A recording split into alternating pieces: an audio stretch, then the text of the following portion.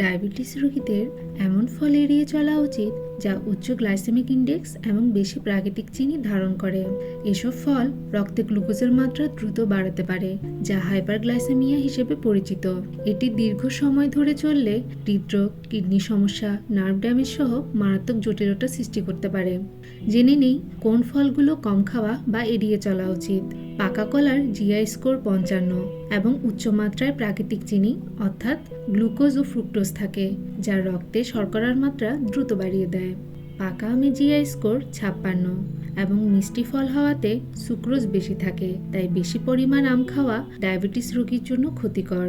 লিচুর GI score 72 এবং sucrose বেশি থাকে, যা রক্তে শর্করার মাত্রা দ্রুত বাড়ায়। লাল আঙ্গুরের জিআই স্কোর 43, তবে উচ্চমাত্রায় গ্লুকোজ থাকে, যা রক্তে শর্করা নিয়ন্ত্রণে সমস্যা তৈরি করে।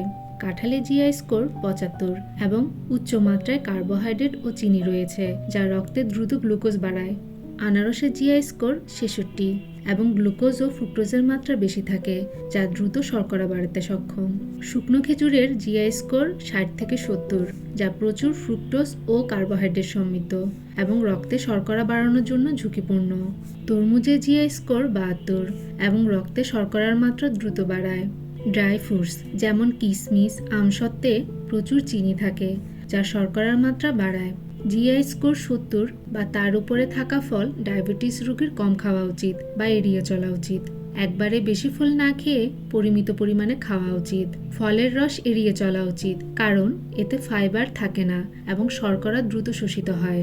কম জিআই স্কোর 40 থেকে 55 এবং বেশি ফাইবারযুক্ত ফল যেমন আপেল, পেয়ারা, স্ট্রবেরি, ড্রাগন ফ্রুট, কমলা, মাল্টা, নাশপাতি, লেবু ইত্যাদি ডায়াবেটিস রোগীর জন্য উপকারী ফল। মৌসুম অনুযায়ী এসব ফল পরিমিত পরিমাণে প্রতিদিন গ্রহণ করলে ডায়াবেটিস রোগীদের রক্তে গ্লুকোজ বাড়ার ঝুঁকি থাকবে না। ধন্যবাদ।